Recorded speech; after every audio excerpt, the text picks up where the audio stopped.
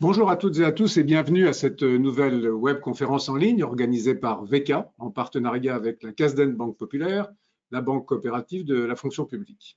La CASDEN parraine un cycle de plusieurs webconférences, dont celle-ci consacrée aux agents et à la réussite de leur première prise de poste dans la fonction publique.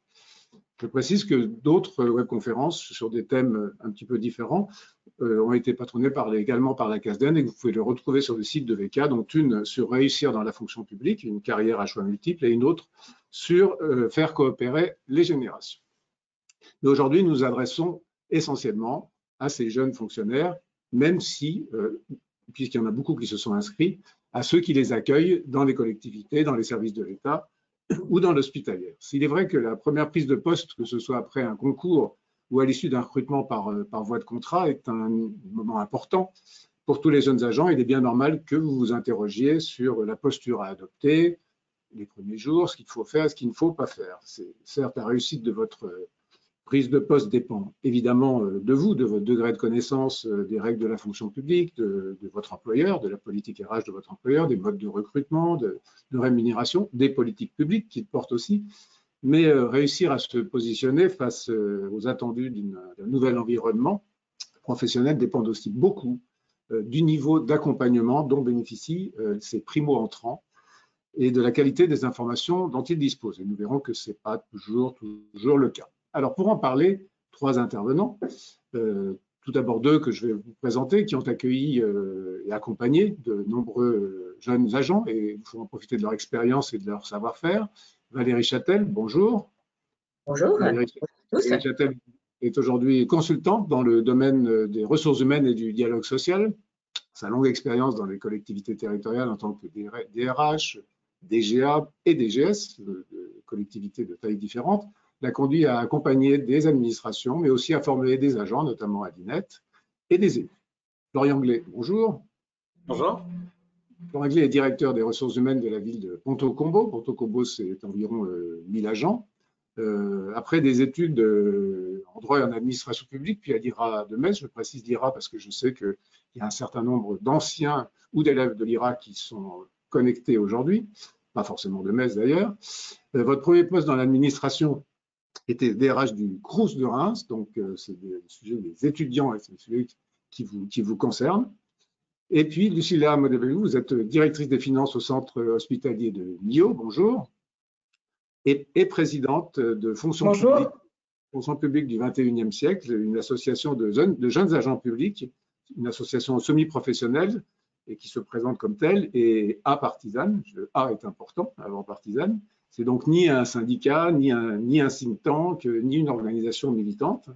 Les adhérents ont tous moins de 35 ans donc, et sont issus de l'ensemble de la fonction publique, de tous les versants de la fonction publique. Et vous vous intéressez beaucoup évidemment à ceux qui sont les primo-entrants dont nous parlons aujourd'hui, mais aussi à proposer des idées et des solutions qui sont issues d'une réflexion collective sur l'avenir et l'évolution de la fonction publique et de son action. Et puis, je précise aussi que vous le faites avec de nombreux partenariats que vous nouez avec des institutions et d'autres organisations. Et les témoignages des membres de votre association que vous nous présenterez tout à l'heure, à mon avis, seront certainement très éclairants, à la fois pour les primo-entrants, puisqu'on est le terme qu'on évoque tout à l'heure, mais également pour les services RH qui sont nombreux inscrits à cette webconférence. Alors, au cours de cette webconférence, vous pourrez poser vos questions via la fenêtre questions que vous pouvez voir dans l'interface GoToWebinar sur la droite de votre écran. Nos intervenants feront évidemment leur possible pour y répondre, donc restez bien connectés. Et enfin, nous vous informons que cette conférence donnera lieu à un enregistrement qui sera mis en ligne et dont le lien vous sera envoyé avec un certain nombre de documents joints dans les jours à venir, probablement demain. Mais il est temps de vous passer à tous la parole, en commençant par vous, Valérie Châtel et Florian Glay. Peut-être vous, Florian, dans un premier temps, pour planter le décor, si je peux dire, en traitant un petit peu des indispensables éléments juridiques. Florian. Oui, merci beaucoup Hugues. Donc, rejoindre quand on est jeune la fonction publique, c'est avant tout peut-être faire le choix d'une fonction publique dont les trois grandes fonctions publiques, la fonction publique territoriale, la fonction publique d'État et la fonction publique hospitalière. Et le mode de recrutement est sensiblement différent pour les élèves qui sont aujourd'hui dans des IRA. Le mode de recrutement sera l'affectation à la suite du classement que vous aurez en fin de scolarité. L'affectation qui peut être soit dans une administration centrale, soit dans une administration déconcentrée de l'État, soit à l'éducation nationale. Et vous n'aurez peut-être parfois pas le choix du poste que vous allez occuper. Simplement parce que les administrations gardent la main sur le poste qu'ils souhaitent vous affecter.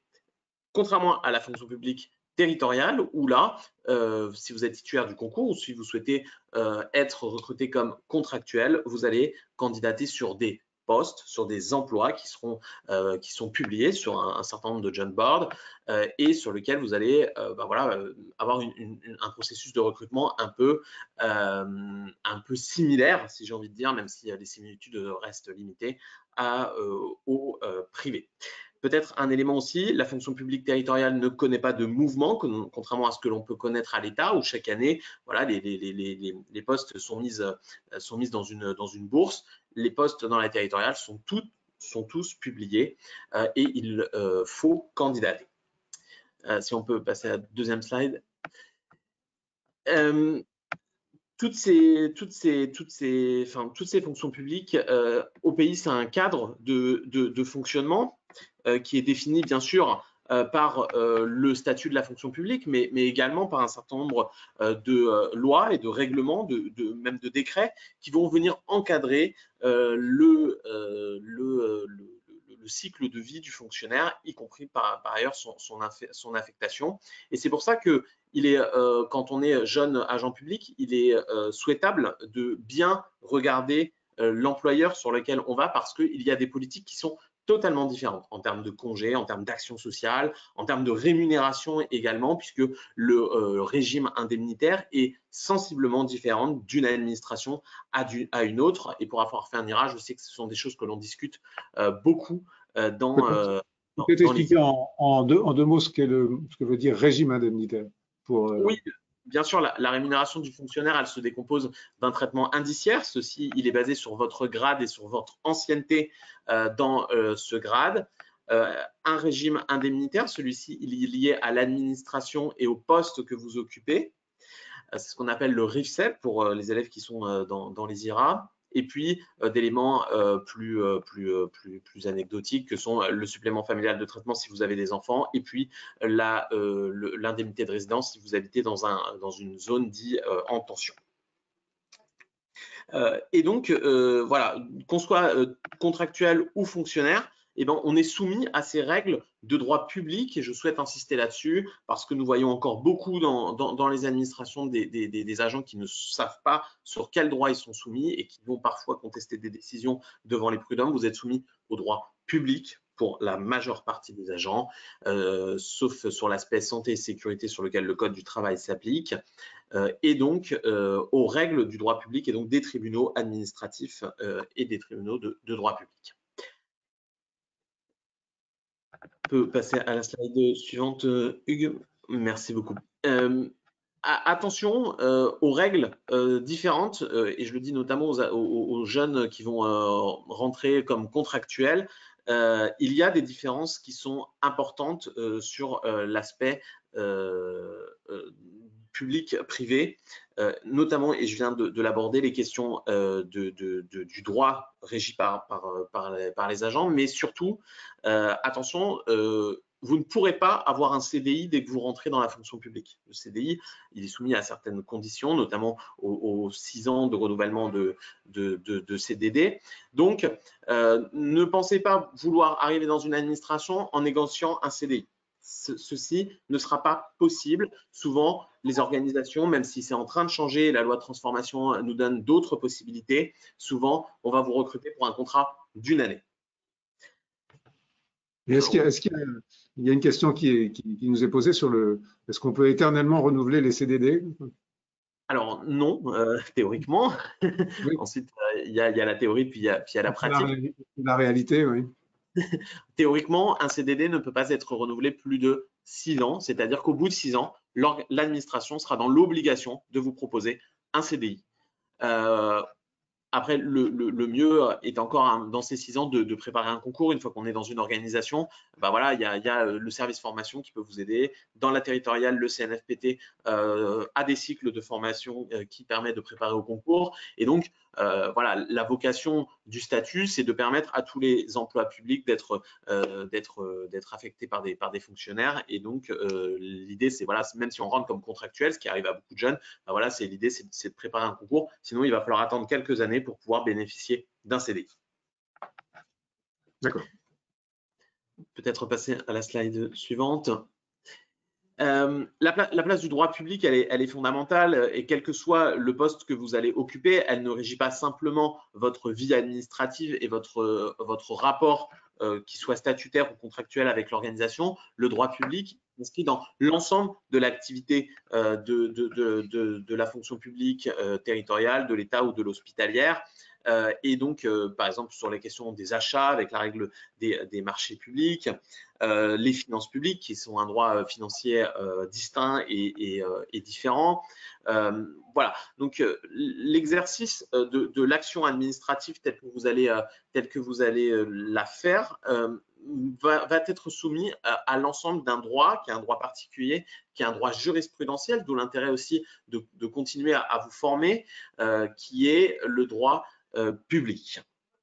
Il n'y a pas de relation, c'est important de le dire parce que souvent quand on travaille dans le privé, il y a une relation client, ce qui est pas le cas dans la fonction publique, et il y a une notion un peu plus différente qui est la question de l'intérêt général, même si et là aussi, il faut faire attention parce que cette fameuse relation client que l'on connaît dans le privé, elle est petit à petit en train d'infuser dans la fonction publique où finalement on a des usagers qui sont de plus en plus sensibles à la question de ce qu'on appelle dans le privé l'expérience client. Ils veulent une expérience quand ils viennent dans l'administration. Et aujourd'hui, on attend des agents publics qui aient une certaine qualité de service public rendu. Je sais que ça fait l'objet de nombreuses formations dans les IRA. Et les usagers souhaitent une relation usager, une expérience usager, peut-être quasiment aussi précise que celle qu'ils ont dans le privé. Peut-être. Alors, avant de vous passer la parole, Valérie, sur quelques principes fondamentaux et points de vigilance, une question que je prends au vol, parce que ça nous permettra de répondre au maximum de questions. Combien de temps est valable un concours de la fonction publique? Alors, c'est extrêmement différent en fonction des concours et j'ai envie de vous dire dans la période depuis 1 an et demi qu'on est en train de vivre en fonction des périodes puisque je sais que les dates de validité de certains concours ont été reportées. Lorsque vous êtes dans la fonction publique d'État, lorsque vous avez un concours des IRA par exemple, vous avez rapidement la scolarité et à la suite de la scolarité, rapidement l'affectation. Il n'y a donc pas de temps de validité du concours puisque les choses arrivent finalement très rapidement et se succèdent très rapidement et sont très fortement organisées. C'est un peu différent dans la fonction publique territoriale puisqu'il y a une durée de validité du concours. Je crois qu'il est de 3 ans pour le concours d'attaché ou 2 ans. Enfin, je sais, les règles changent assez régulièrement, donc c'est Les fameux reçus-collés, c'est ça? c'est ça, tout à fait, c'est ça. C'est-à-dire que votre concours va être valable le temps que vous trouviez un poste. Et si vous n'avez pas trouvé de poste à l'issue de cette durée, ben, vous allez perdre les bénéfices du concours. Tout ceci est à suivre assez finement parce que les règles changent assez régulièrement. Et notamment dans la période où on est en train de vivre, régulièrement, il y a des décrets qui prolongent finalement la durée du concours. Elles sont variables d'un grade à l'autre, mais ce qui est le cas le plus souvent, c'est qu'il y a une durée de validité, par exemple d'1 an, prolongeable. Et donc, du coup, il ne faut pas laisser, en fait, au total, un concours d'attaché est valable 3 ans, mais donc c'est 1 an prolongeable. Donc, au bout d'1 an, il faut que vous demandiez la réinscription sur les aptitudes. Donc, c'est un élément pratique et important à suivre quand on est lauréat de concours. Alors Valérie, je vous propose de continuer puisque vous avez pris la parole sur ce que vous avez appelé les principes fondamentaux de la fonction publique. Merci. Oui, on a vu que le secteur public, dans son activité, est très fortement habité par le droit. Logiquement, la fonction publique, du coup, l'est également, mais pas seulement. Elle est habitée par le droit, et donc on va voir quels sont les principes fondamentaux, mais également par les problématiques de gestion et notamment de qualité de la gestion des ressources humaines. Dans les éléments de droit, il faut savoir que les agents, qu'ils soient contractuels ou qu'ils soient fonctionnaires, sont tous des agents publics. C'est-à-dire que ce n'est pas parce qu'on est contractuel qu'on n'est pas soumis aux règles de droit que je vais vous édicter. Les principales, en fait, concernent les droits et obligations. C'est vraiment le statut de la fonction publique et qui est commun aux trois fonctions publiques, État, hospitalière et territoriale. Et les droits principaux, c'est le droit à la protection. On insiste dessus parce que c'est vrai que dans l'exercice du service public, le contact avec le public n'est pas toujours facile et que donc du coup, à cet égard, il y a des droits institués vraiment qui obligent l'administration à vous protéger en cas de problème. Les droits à la représentation, c'est-à-dire le droit à avoir des organisations syndicales et des instances qui nous représentent dans les différentes, comme dans une entreprise. Et puis bien sûr, le droit à la rémunération, le droit à la formation. Et puis un tout petit focus pour dire qu'il y a des droits à congé, bien sûr, et des droits à RTT, que les droits à congé sont mobilisables dès la première année, c'est-à-dire que dès que vous entrez dans une structure publique, en fait, vous avez des droits, que vous soyez contractuel ou dès la première année, donc avant même qu'elle soit écoulée. Donc c'est important à savoir. Mais la contrepartie de ces droits, c'est qu'il y a aussi des obligations. Alors, on cite dans les principales obligations la conduite générale du fonctionnaire dont on attend que dans sa vie publique comme dans sa vie privée, il ait un comportement réservé. Et plus son grade est important, plus c'est un élément important, c'est-à-dire qu'il doit avoir un comportement sans excès. Et alors, c'est particulièrement important dans les périodes électorales, puisque effectivement, ça veut dire que sans avoir l'interdiction, bien sûr, d'avoir des opinions, ce serait vraiment pas démocratique. En tout cas, il faut être réservé dans ses prises de parole. Et puis, il y a globalement un devoir de loyauté et de respect des consignes, c'est-à-dire que la collectivité ou la structure qui vous accueille et ses responsables hiérarchiques ont le pouvoir de donner des consignes de travail, ils ont le pouvoir d'évaluer, de sanctionner, mais ils ont aussi un pouvoir d'affectation. Et donc, du coup, notamment pour les contractuels, si une collectivité vient à supprimer des postes ou si une administration vient à supprimer des postes, ça peut avoir des conséquences sur l'emploi de la personne. Donc, il faut savoir qu'effectivement, ça, c'est un élément légal puisque c'est l'intérêt général qui dicte, dans ce cas-là, l'existence d'un poste. Il y a deux petits points sur lesquels on souhaite insister un peu en matière de vigilance et que tout le monde ne connaît pas. C'est que quand on est agent public, premièrement, on doit consacrer l'intégralité de son activité à l'action publique et qu'on ne peut pas avoir d'activité professionnelle privée. Donc, pas de commerce, pas de gérance de société, c'est interdit. Il y a quelques exceptions pour des activités comme donner des cours, aider un proche ou réaliser une œuvre artistique ou intellectuelle, écrire un livre. Mais globalement, si vous avez des questions… Écrire dans la presse territoriale, par exemple. D'écrire dans la presse territoriale. En tout état de cause, même pour écrire dans la presse territoriale, si vous avez une question, il faut demander une autorisation et que donc du coup, il faut vous rapprocher de votre DRH pour savoir comment fonctionne l'autorisation d'exercer une fonction accessoire. Ça ne peut pas se faire automatiquement. Et puis, globalement, les agents publics ont une obligation d'exemplarité, notamment en matière de probité et d'intégrité. Ça veut dire que l'activité d'un fonctionnaire est plus surveillée que celle d'un autre et qu'il est absolument interdit de recevoir des cadeaux, d'accepter des voyages et qu'on doit veiller à ne pas entrer en conflit avec ses propres intérêts ou les intérêts de ses proches.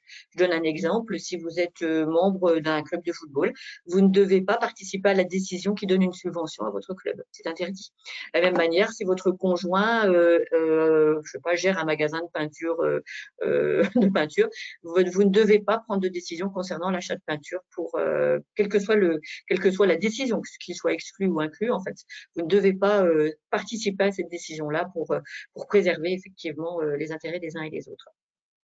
J'espère que c'est clair sur ce plan-là. Au-delà des principes de droit sur lesquels on ne va pas s'attarder parce que je pense que vous serez assez vite envahi par ces questions-là, je pense que c'est important de voir aussi comment se passe l'arrivée. En principe, dans une structure publique, en fait, on est accueilli par son responsable hiérarchique puisque c'est lui, on va le voir tout à l'heure, qui est votre manager direct. Et donc, du coup, la plupart du temps, c'est lui qui vous accueille. D'une collectivité ou d'une administration à l'autre, il peut y avoir des différences, effectivement, parce que vous intégrez aussi une équipe et on peut prévoir que votre arrivée est accompagnée, et je trouve ça assez positif, immédiatement ou un peu plus tard, par un tuteur ou par un mentor qui va vous guider dans vos premiers pas. Et puis également, il y a beaucoup de structures dans lesquelles, en fait, on organise un café d'accueil, une petite démarche collective pour vous présenter à l'ensemble des équipes.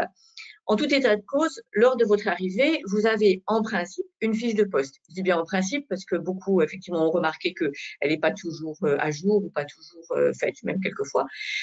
Si jamais vous n'avez pas votre fiche de poste, vous avez quand même, quand vous êtes dans un hôpital ou une collectivité territoriale, l'emploi auquel vous avez répondu, puisque vous avez postulé sur quelque chose. Donc, vous avez une fiche qui a été publiée qui peut vous servir de fiche de poste. C'est important de pouvoir se repérer à ça pour faire ses premiers pas et savoir ce qui est notre activité. Mais au-delà de votre travail direct, sur lequel on reviendra certainement tout à l'heure dans les questions et réponses, ce qui nous semble important de dire aujourd'hui, c'est que vous intégrez une administration et cette administration, elle n'a pas que votre activité dans son sein et que c'est important de participer à ce que beaucoup organisent, qui sont des parcours d'accueil. Quelquefois, ce sont des demi-journées d'accueil où on vous présente succinctement la petite structure dans laquelle vous êtes. Quelquefois, ce sont carrément des parcours qui s'étalent sur plusieurs semaines et qui peuvent durer plusieurs jours, voire plusieurs semaines, et qui vous permettent de découvrir les modes de fonctionnement, les règles de fonctionnement, mais aussi les perspectives et l'organigramme de votre structure d'accueil, et qui vous permet aussi du coup de pister quelles sont les perspectives d'évolution que vous pouvez trouver dans ces structures, quoi. Il y a des administrations dans lesquelles, en complément, et c'est assez positif parce que c'est vraiment l'occasion effectivement de bien appliquer la politique RH, la direction des ressources humaines organise des entretiens qui sont réalisés quelques semaines après votre prise de poste, de manière à faire le point sur deux choses principalement: vos besoins de formation, c'est-à-dire vous avez découvert votre poste, est-ce que vous avez besoin de vous former à un outil informatique parce que vous ne le connaissez pas, par exemple, première chose. Et puis surtout, l'adéquation des missions qui vous sont confiées, les activités qu'on vous donne à votre fiche de poste. Et c'est l'occasion pour la direction des ressources humaines, effectivement, d'avoir cette veille pour voir si les fiches de poste sont bien à jour. Et en général, cet entretien est conduit soit par la DRH, soit par votre responsable hiérarchique. Et ça donne lieu à un compte rendu de manière à ce que vous puissiez échanger lors des entretiens suivants qui seront des entretiens d'évaluation. En tout cas, ce qu'il faut, c'est être curieux, être acteur de son intégration professionnelle, c'est essentiel, et ne pas hésiter à poser des questions. Alors, en premier lieu, à votre entourage professionnel, et en second lieu, à la direction des ressources humaines, qui est là pour ça, et qui ne demande qu'à connaître non seulement les nouveaux arrivants dans leur vécu, mais aussi la culture de chaque direction, et de savoir effectivement comment ça se passe d'une direction à l'autre. Ce sera intéressant d'avoir tout à l'heure l'avis de Lucilla dans la présentation des ressentis, on va dire ça comme ça. Je soupçonne quelques petits détails. Des différents membres de l'association. Je propose qu'on continue à avancer assez rapidement sur cette partie-là, parce qu'il y a de nombreuses questions qui arrivent, et de manière à ce qu'on puisse avoir le temps aussi d'écouter Lucilla. Chaque collectivité ou chaque structure d'accueil, en tout cas, a une politique RH. Et cette politique RH, on peut dire à gros traits qu'en général, elle encourage la mobilité interne parce que cela enrichit les profils. Mais en général, elle pose aussi des règles de fonctionnement. C'est-à-dire, si vous trouvez que vous êtes arrivé dans un poste, puis vous pensez qu'il y en a encore mieux à côté, en général, la direction des ressources humaines vous demande de rester un certain temps sur votre poste. Mais elle vous accompagne aussi dans votre parcours de carrière et elle vous donne les moyens, effectivement, de vous conseiller, soit comment passer des concours, soit comment vous former, soit comment exercer des fonctions de management. Et en général, vous avez des services d'accompagnement dans la direction des ressources humaines. En tout état de cause, la politique de ressources humaines, elle est formalisée aujourd'hui, et notamment depuis la dernière loi de 2019, dans ce qu'on appelle des lignes directrices de gestion. Mais il existe aussi d'autres documents comme un plan de formation, un plan pour l'égalité homme-femme, un document unique d'évaluation des risques professionnels. Et tous ces documents sont en général consultables sur l'intranet de la collectivité. Et je vous encourage effectivement, encore une fois, à faire preuve de curiosité, à essayer d'aller les voir. Ça peut vous aider à la fois à comprendre des décisions qui sont prises à votre égard, ou alors, au contraire, quand vous êtes manager, à être le décideur et un décideur éclairé pour ce qui est des critères d'avancement, par exemple. Ça vous évite effectivement de vous mettre en porte-à-faux. Alors, je propose que Florian parle un peu de management. Encore une fois, le temps passe très vite, hein, donc dans la mesure du possible, être le plus succinct. D'être court.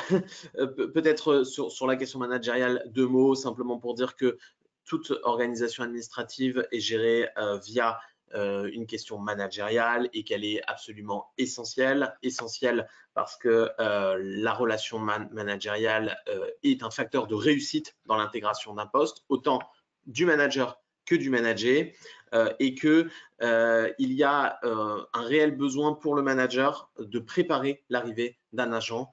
je vois encore trop dans les collectivités des agents qui ne sont pas accueillis comme ils devraient l'être, c'est-à-dire qu'on sait à peine à l'heure à laquelle ils arrivent, et ceci est absolument dévastateur dans le cadre de l'intégration de l'agent. Je passe sur les questions de gestion pyramidale des organisations publiques qui sont la base de notre fonctionnement. Peut-être avancer.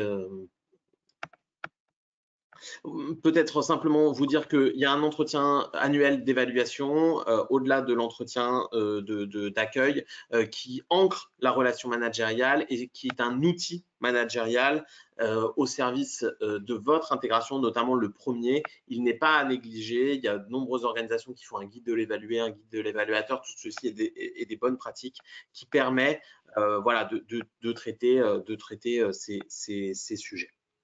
Peut-être avancer. Je redonne la parole à Valérie, peut-être rapidement. Alors, sur les… Oui, Valérie, peut-être qu'on parle un petit peu je dirais des projets d'administration. Oui. Oui, pour conclure un petit peu, ce qui me semble important, c'est d'abord être capable de se repositionner en fait dans son administration. On a sa propre activité, mais on est quand même inclus dans un dispositif qui est stratégique, c'est-à-dire qu'on a des administrations dont l'activité est définie par la loi, mais on a aussi des projets de direction ou des projets de structure qui sont formalisés, plus ou moins, mais en tout cas qui répondent à une stratégie et que vous pouvez facilement connaître en consultant par exemple les rapports d'activité qui sont produits annuellement et qui vous permettent de voir l'ensemble des activités de votre structure et de comprendre dans quelle stratégie elle est organisée, puisqu'il y a toujours une stratégie politique au sens noble du terme dans la vie d'une administration. Et pour terminer, c'est vrai que je pense que dans nos échanges, on aura bien des critiques à formuler à l'encontre de l'administration, des DRH qui sont pas à la hauteur ou des chefs de service qui sont jamais assez à l'écoute. Mais ce qu'il faut dire quand même, c'est que je pense que d'abord que dans nos métiers, on a aussi beaucoup de passion à partager parce que nous sommes au service du public et que c'est quand même un secteur dans lequel on a le sentiment de participer à une vie collective et à l'intérêt général qui est vraiment important. Que derrière la lourdeur, effectivement, cette lourdeur est quand même corrélée à la qualité, qu'elle est corrélée aussi au fait que l'activité publique est complexe et qu'elle nous permet aussi des rencontres, notamment avec des partenaires ou avec des publics qui sont extrêmement intéressants. Et puis, pour terminer, que nous sommes dans une période de changement extrêmement important aujourd'hui dans les administrations, changement technique avec la dématérialisation, le digital, les nouveaux services publics, mais changements aussi managériaux, et que donc c'est un moment où l'innovation est attendue. Elle n'est pas toujours assez écoutée aux yeux des jeunes qui nous parlent, hein, mais en tout cas, elle est quand même absolument nécessaire. Mon chat est revenu par la fenêtre. Et donc, en tout état de cause, ce qui est important de savoir pour un agent public, c'est que par définition, il est un citoyen, ça fait partie de ses droits et devoirs, hein, et que donc du coup, quand vous avez effectivement à gérer une affaire aussi complexe soit-elle, vous agissez certes en acteur public et en représentant l'administration, mais aussi en citoyen, et qu'il faut toujours l'avoir en tête pour porter l'intérêt de vos missions. Et donc, je vous souhaite la bienvenue dans l'administration. Bon, merci Valérie. Avant de passer la parole à Lucilla, on va peut-être prendre 2 ou 3 questions. D'abord, merci d'avoir aussi apporté ces éléments en conclusion à un moment où certains ne se privent pas de parler de la fonction publique, souvent en l'ignorant de manière assez critique, même si les choses ont peut-être un peu changé avec la crise sanitaire. Il y a, alors, on va prendre 3 questions avant de passer la parole à Lucilla. La première, c'est plus une observation qui corrobore vos derniers propos, c'est de se poser la question de savoir si un fonctionnaire est un citoyen comme un autre. Mais d'une certaine manière, vous y avez répondu, c'est oui, mais il y a en plus… Double citoyen. Voilà. Mais c'est un citoyen, et si vous avez l'occasion d'écouter Agnès Leport, qui est un vieux monsieur aujourd'hui qui a plus de 90 ans, qui est le fondateur de la fonction publique, écoutez ses podcasts parce que c'est vraiment quelqu'un d'intéressant. Vous n'êtes pas obligé d'avoir exactement les mêmes opinions que lui, mais en tout cas, ce qui est d'une manière très intéressante, c'est que un fonctionnaire, c'est d'abord quelqu'un qui assure la pérennité du service public, et pour cela, il agit effectivement en citoyen et en responsable. Et que donc, si dans notre vie professionnelle, on a des questions, c'est quelque chose qu'il faut se rappeler. Alors, juste 2, 3 petites questions plus techniques, je dirais, si je puis dire. En cette période d'élection, un agent de la fonction publique peut-il être militant? Alors, tout dépend de ce qu'on met derrière un mot militant. Mais… Ça dépend militant où, j'ai envie de vous dire. J'ai été particulièrement choqué sur la première phase dans les élections municipales, des agents de la ville qui faisaient campagne pour ou contre le maire. Enfin, vous voyez. Oui, il peut être militant. Il peut pas être militant enfin, il doit garder une certaine réserve sur les propos qu'il tient, et notamment sur les réseaux sociaux. Et j'attire notamment tous les jeunes qui utilisent ces réseaux sociaux. Les services RH regardent énormément aujourd'hui ce qu'on appelle l'e-réputation. Il faut être mesuré dans ses propos. Bien sûr que vous avez le droit d'avoir des convictions, bien sûr que vous avez le droit d'aller voter, ça fait partie voilà, du citoyen que vous pouvez être, mais et notamment quand c'est dans l'organisation dans laquelle vous êtes, par exemple aux élections départementales, si vous allez être dans un département, ou si vous êtes dans un département, il faut garder de la mesure dans vos propos, et peut-être aussi de la mesure dans les actions que vous faites. Un petit complément, il peut être non seulement militant, mais il peut être élu aussi, un agent public. Par contre, il y a aussi des incompatibilités selon le niveau de responsabilité qu'il a, donc il faut consulter la loi, là. Par rapport aux activités qu'un fonctionnaire peut exercer à l'extérieur, plusieurs questions nous sont posées sur le fait d'exercer du consulting, mais auprès d'autres entités publiques ou d'autres collectivités. Est-ce que dans quel cadre cela rentre-t-il? Alors, c'est possible, mais il faut se référer effectivement aux possibilités qu'ont les fonctionnaires d'être auto-entrepreneurs notamment.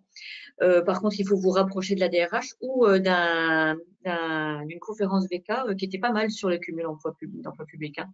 Je pense que du coup, il y a un certain nombre de ressources, il faut se renseigner au cas par cas, mais c'est possible notamment d'être auto-entrepreneur pour faire du consulting. Peut-être voilà. un mot pour ajouter la question du référent déontologue, donc qui doit être dans toutes les organisations. Si vous avez le moindre doute, s'il y a un doute qui persiste sur la compatibilité entre les fonctions publiques. Il n'a pas du Florian, mais on est d'accord qu'il doit consulter le déontologue. Alors, ce que je vous propose, c'est qu'on a d'autres questions, mais qui sont des questions qui peut-être plus globales, et ce sera intéressant d'avoir également la réaction de Lucilla sur ces questions-là. Donc, je vous propose, Lucilla, d'abord, merci pour le travail qui a été fait par votre association. C'est une enquête flash que vous avez fait auprès d'un certain nombre de membres, et vous allez nous la présenter sans PowerPoint. C'est le choix qu'on a fait, même si il y a un document qui sera envoyé avec le lien aux internautes et à ceux qui voudront regarder la conférence en replay. Mais le plus simple, c'est que je vous laisse la parole, Lucilla. Merci. J'espère que tout le monde m'entend mieux, parce que j'ai eu des petits soucis de connexion de tout à l'heure, donc j'espère que c'est assez clair. Je vous entends. D'accord. Effectivement, on a lancé une enquête auprès de nos membres sur les conditions de la prise de leur premier poste. Donc, nos membres qui se situent généralement entre 2 ans et 5 ans de leur première prise de poste, toutes fonctions publiques confondues, territoriale, hospitalière et État, avec quelques petits écarts, l'hospitalière étant un peu moins représentée. Donc, les résultats que je vais vous présenter rapidement rejoignent évidemment les propos de mes deux co-intervenants. En ce qui concerne préalablement les métiers qui sont représentés dans l'étude, un panel large avec largement en tête tout ce qui est des métiers relatifs à responsable de service, chargé de mission, ingénieur, juriste. On a même eu un data scientist qui est un nouveau métier. Donc, plutôt ce qui est assimilé à la catégorie A. Ensuite, en second, on a des premiers postes directeur, directrice, chef de bureau, donc plutôt ce qu'on appelle la catégorie A+. Et en troisième position du panel, adjoint des cadres, agent administratif, catégorie B et C. Donc, dans ce cadre-là, les 3 idées forces qu'on peut retenir dans notre sondage, c'est que la majorité des répondants ont choisi leur première affectation et sont fiers de travailler pour l'administration dans laquelle ils sont reçus. Donc cette notion de fierté, on la souligne parce qu'elle revient régulièrement à FP21. On attire, je ne sais pas si c'est parce qu'on attire ces gens-là, mais en tout cas, la majorité sont fiers de travailler pour l'administration. C'est important de le souligner. Pour les 15% qui restent, on a 84% des répondants qui ont choisi la première affectation, donc 15% qui ne l'ont pas choisi. Pour ces gens qui n'ont pas choisi leur première affectation, le sentiment qui domine, c'est la frustration. Donc, qui dominait, c'est la frustration. Et donc, à 50%. Donc, on trouve ça intéressant puisque la frustration, on sait que c'est un facteur qui peut être limitant dans la performance globale hein, d'une organisation, mais aussi à un niveau plus individuel, que ça peut nuire à la fédération des énergies et surtout, ça peut mener au désengagement. Pour nous, c'est un point d'alerte, même si ce n'est pas la majorité. Et in fine, ça peut nuire aussi donc, à la mise en œuvre optimale des missions de service public.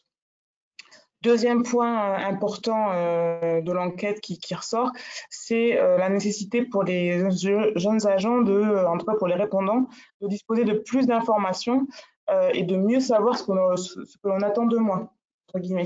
Et donc, un certain nombre des répondants ont souligné que certaines informations auraient pu changer les conditions de leur prise du premier poste s'ils avaient pu en bénéficier avant de prendre leur poste.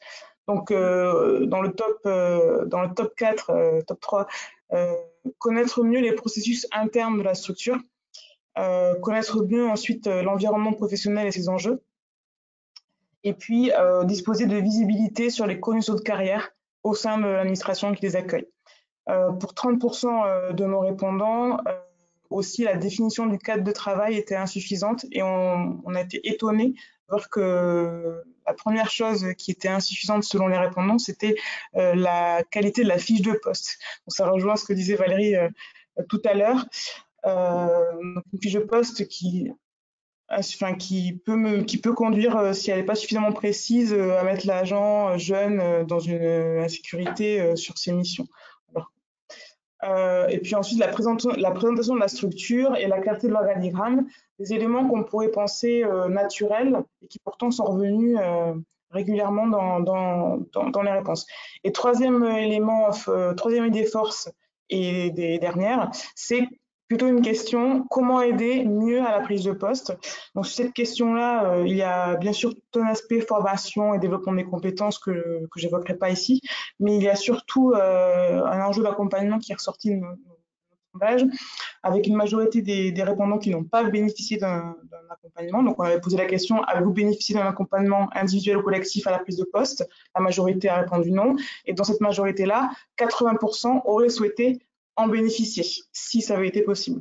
Donc, intéressant aussi, avec l'idée derrière d'investir un peu plus ces approches de mentorat, tutorat, pouvoir bénéficier de personnes ressources, que ce soit dans l'organisation ou à l'extérieur, pour poser toutes ces questions de façon libre et pouvoir se sentir soutenu pour la prise de poste.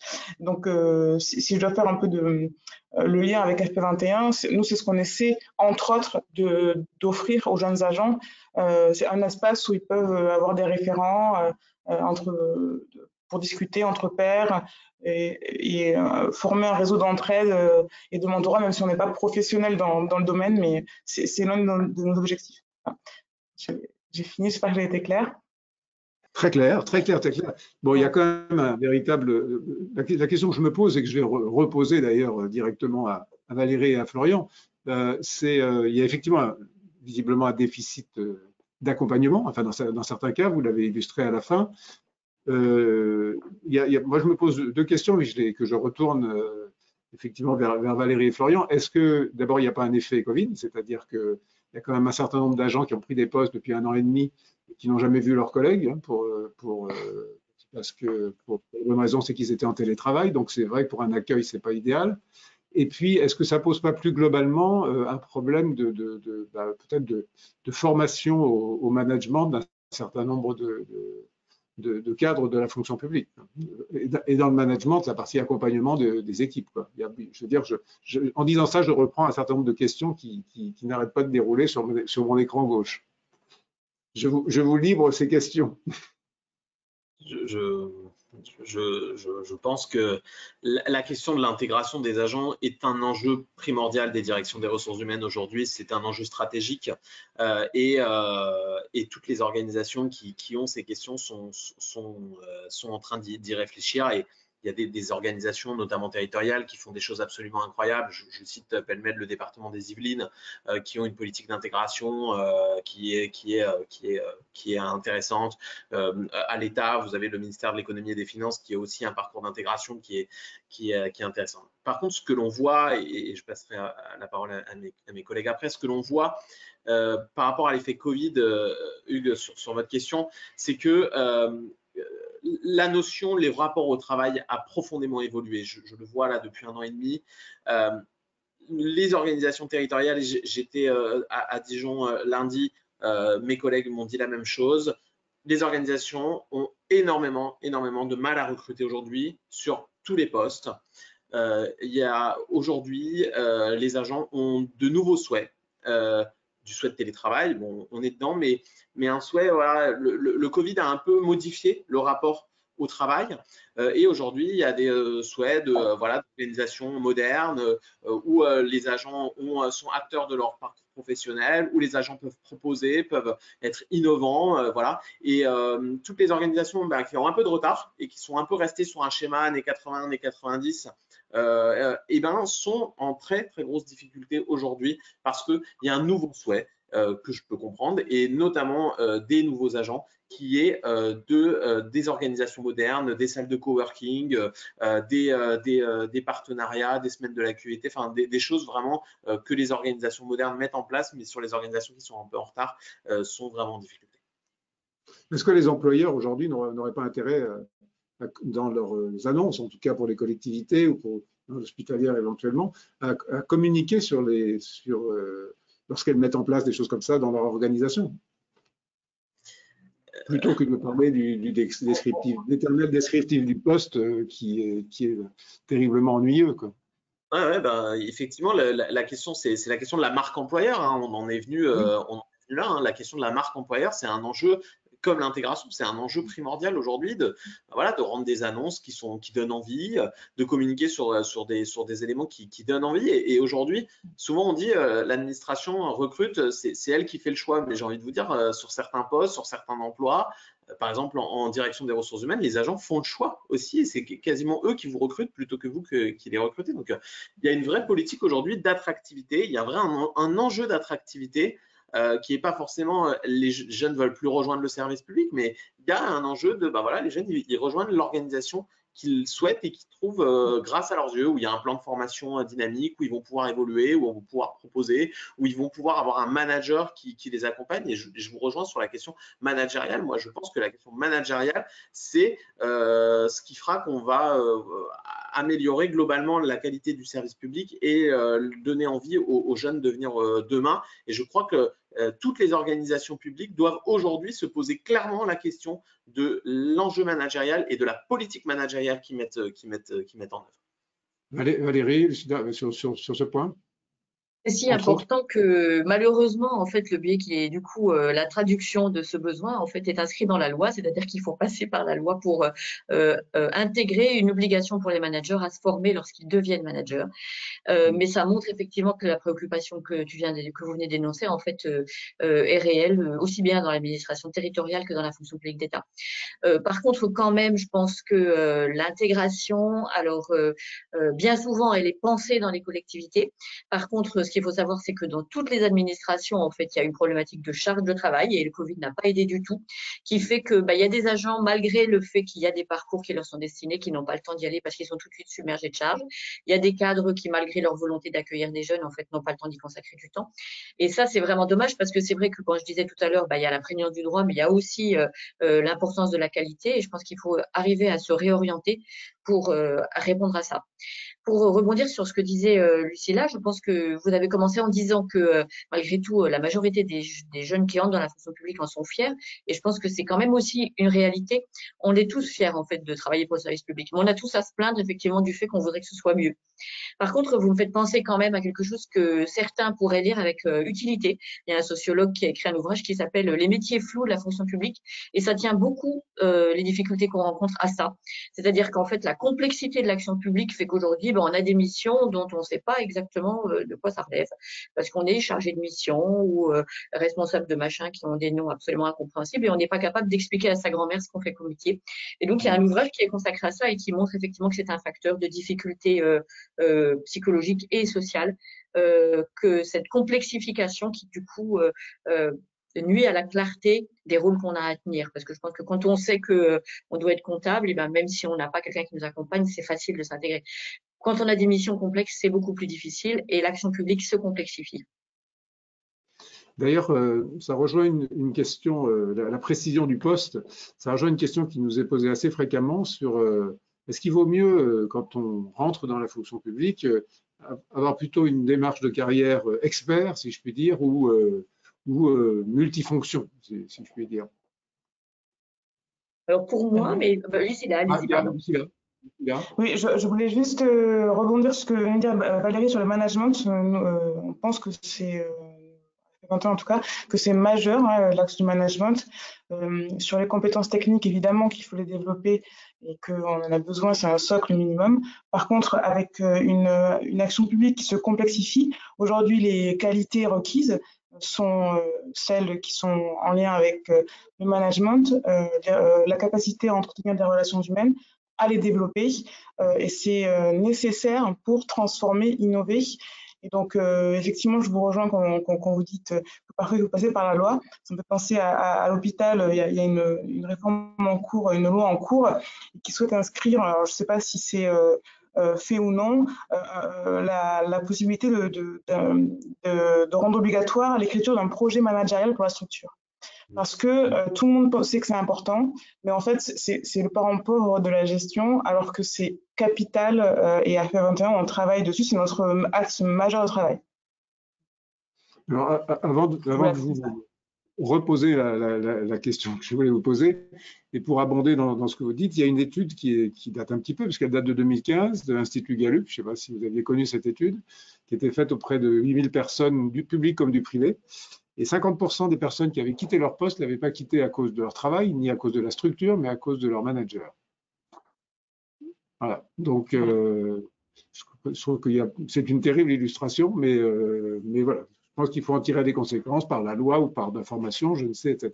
Voilà. Donc, moi, je reviens à mes questions, en tout cas à celle qui nous est posée sur le choix d'une carrière. C'est une question qui est venue aussi d'ailleurs à l'IRA de Bastia il n'y a pas très longtemps, sur le choix plutôt de partir vers l'expertise ou des métiers un peu plus larges, si je puis dire.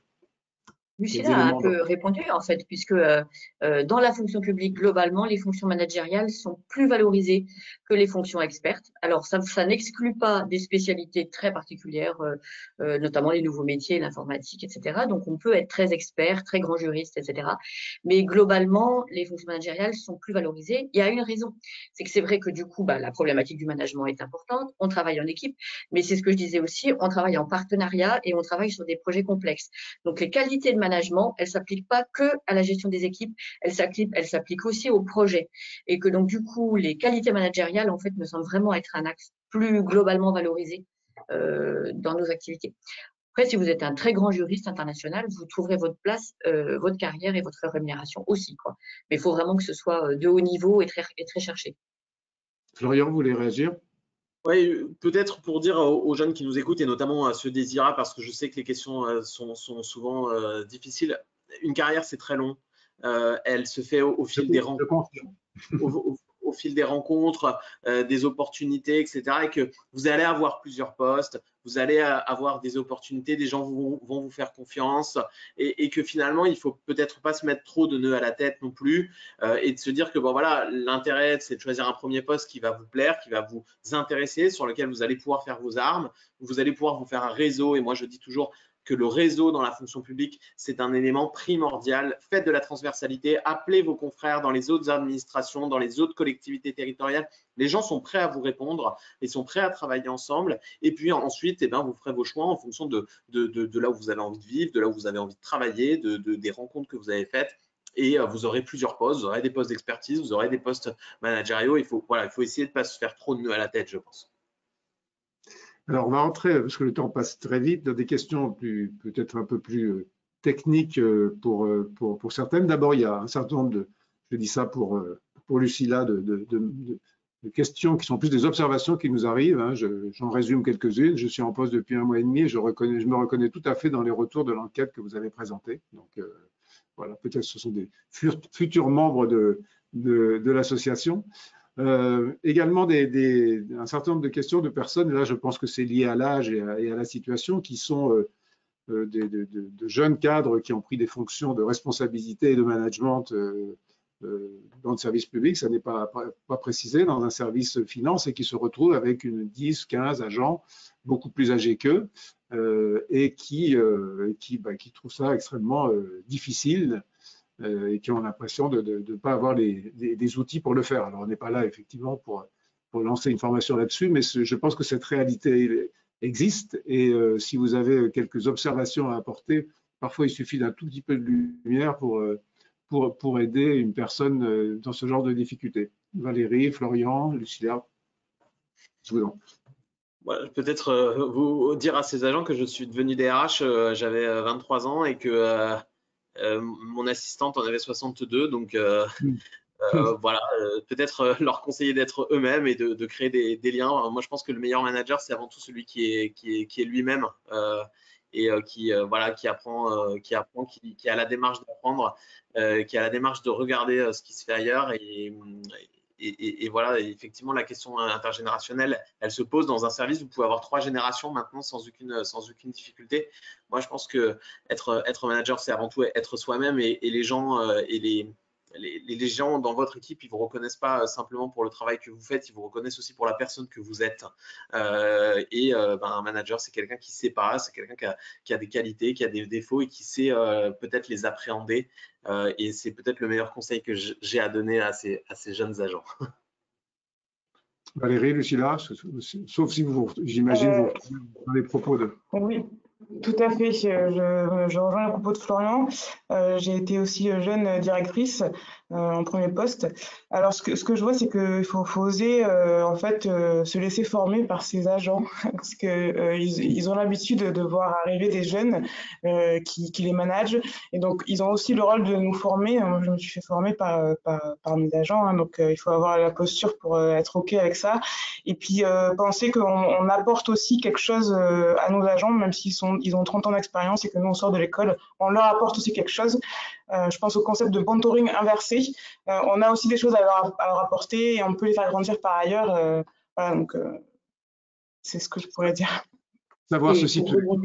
En cas de difficulté, ne restez pas avec vos difficultés. Florian a lourdement insisté sur le rôle des réseaux professionnels. C'est vrai qu'ils sont internes et externes et qu'en cas de difficulté, ce qu'il faut, c'est ne pas rester seul avec ces difficultés parce que ce type de situation peut en poser. Mais j'apprécie beaucoup votre remarque, Lucilla. Quelquefois, l'échange est vraiment tellement intéressant que dans votre vie professionnelle, vous aurez plein de situations comme ça, en fait. C'est drôle. C'est pas que quand vous allez être en situation d'être jeune manager, hein, les difficultés managériales, elles vont se poser à chaque fois que vous allez être manager. Il faut acquérir l'expérience que l'on a au fil des années et puis aussi se réinventer. Hein, et la crise du Covid nous a peut-être obligés à nous réinventer, mais il faut obliger sans arrêt à se réinventer. Hein. Est-ce qu'il n'y a pas aussi une responsabilité, que ce soit dans les recrutements, les affectations, d'affecter les bonnes personnes à la bonne place on peut le croiser avec la question de tout à l'heure, c'est-à-dire qu'il y a des gens qui ont des véritables qualités d'expertise, mais qui n'ont pas forcément des qualités de manager et le contraire. Voilà. Et faire pour que les bonnes personnes soient aux bonnes places et heureuses dans ce qu'elles font. Mais c'est votre métier de tous les jours, j'imagine. Mais alors, et notre métier, c'est quand même appuyé aussi par le fait que les entretiens d'évaluation, ça concerne les agents, ça concerne les cadres aussi, et que donc, effectivement, tout ça est un système qui vit. Ce qu'il faut, c'est effectivement arriver à se parler quand même, hein, parler à son manager quand il y a un problème, c'est quand même assez essentiel. Et puis, quand on n'a pas d'écoute, aller solliciter la DRH ou solliciter d'autres personnes, en tout cas pas rester avec ces difficultés.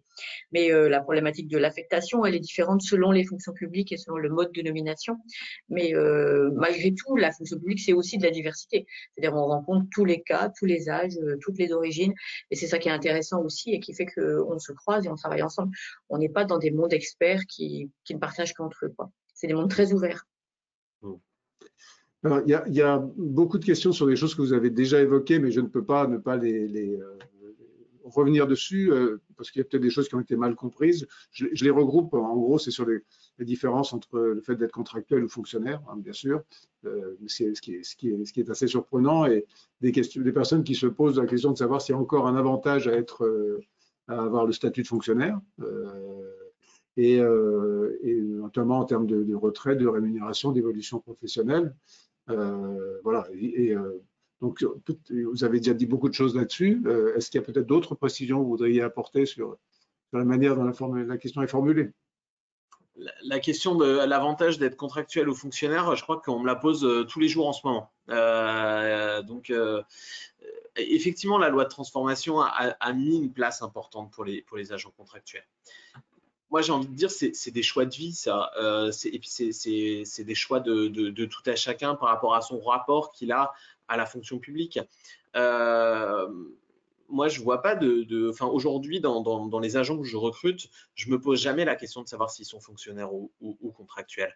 Je me pose la question de savoir, est-ce que cette personne, ça va matcher avec le poste? Est-ce que ça va matcher avec le manager? Est-ce que je fais le bon recrutement? Et c'est ça la véritable question. C'est pas de savoir si vous êtes fonctionnaire ou contractuel. La question, c'est de savoir, est-ce que vous avez envie de travailler dans cette organisation ou pas? Est-ce que vous avez envie de faire ces missions ou pas? Est-ce que vous avez envie de travailler avec ce manager ou pas? Et voilà, après les questions de statut, etc., elles sont propres à chacun. Effectivement, quand vous avez le statut de fonctionnaire, ben voilà, peut-être que les choses sont un peu plus faciles dans la vie quand vous voulez emprunter pour acheter une maison, etc., que quand vous avez des contrats de 1 an qui se succèdent.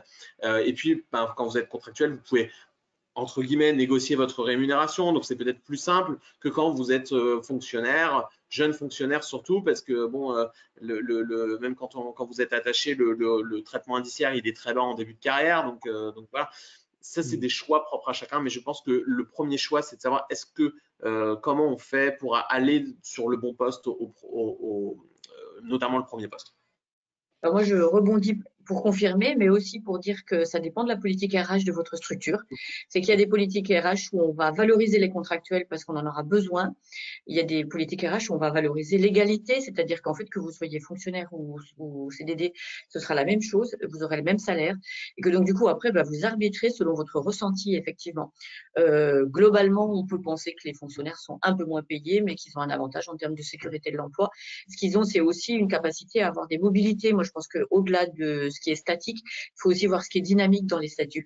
Ce qui est dynamique pour un fonctionnaire, c'est qu'il trouvera toujours un poste aujourd'hui parce que effectivement, il y a des postes dans les 3 fonctions publiques et on a des besoins parce qu'il y a un très fort renouvellement. Donc, le statut le protège. Mais s'il n'a pas envie d'être fonctionnaire, pour nous, je confirme ce que dit Florian, ce qui est important, c'est qu'il soit compétent. Alors, il y a toute une série de questions qui nous sont posées par des personnes étrangères qui se retrouvent dans des situations complexes parfois, qui multiplient les CDD pour certains, et qui ont des problèmes aussi de… Alors, je ne sais pas si on peut y répondre, mais en tout cas, je signale la situation parce qu'il y a beaucoup de questions à ce sujet-là, qui se retrouvent à des moments de changement de titre de séjour, même des personnes niveau master, à qui on demande un salaire de 1,5 du SMIC pour continuer pour avoir un renouvellement et qui ne peuvent pas l'avoir en fonction des postes qu'ils exercent et qui du coup ne peuvent pas renouveler leur CDD. Voilà. Donc, est-ce que c'est une réalité dont vous avez entendu parler? Dans l'association aussi peut-être, Lucilla, je ne sais pas. Mais en tout cas, il y a suffisamment de questions pour le dire et alerter.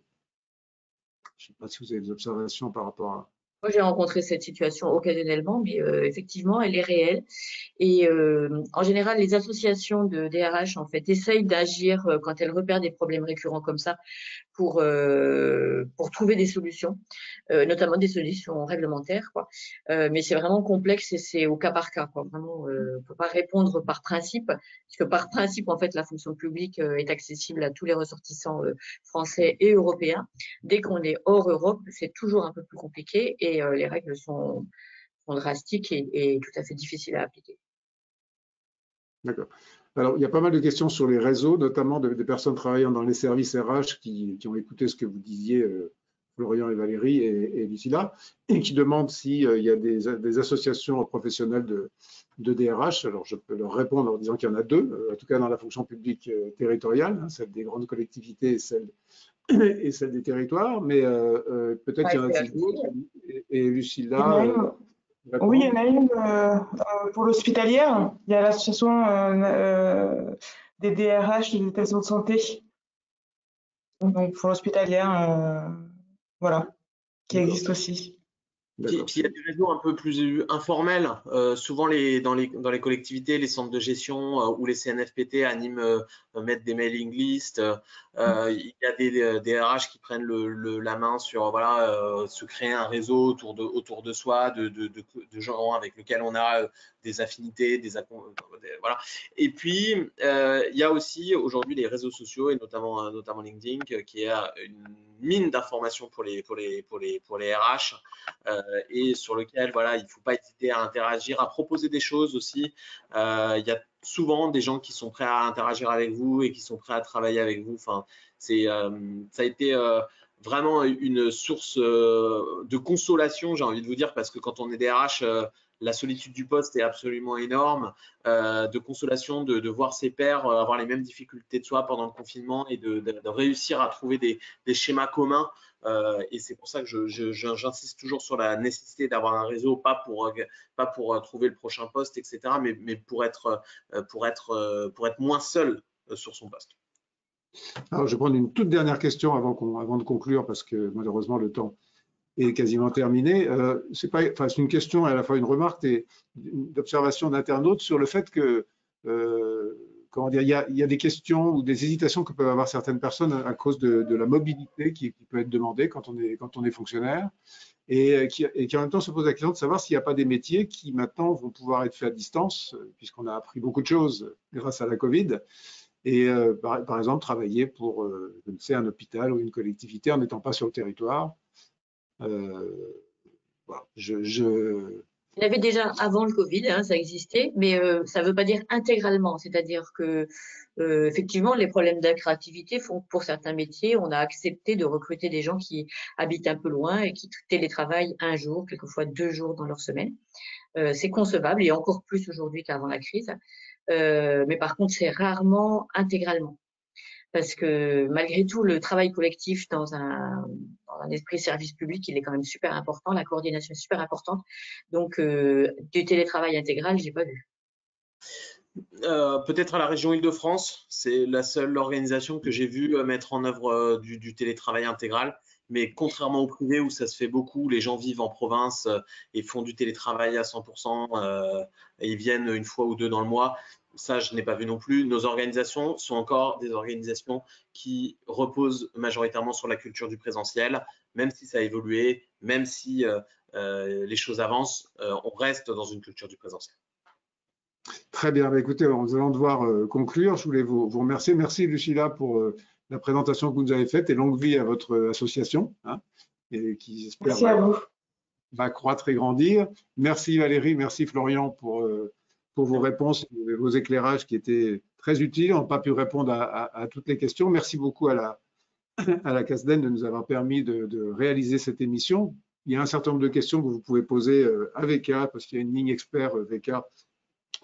Vous aurez des spécialistes qui pourront vous répondre pour des questions qui sont plus d'ordre réglementaire, je dirais. En tout cas, merci à tous et à très bientôt pour une autre webconférence. Au revoir. Merci. Au revoir.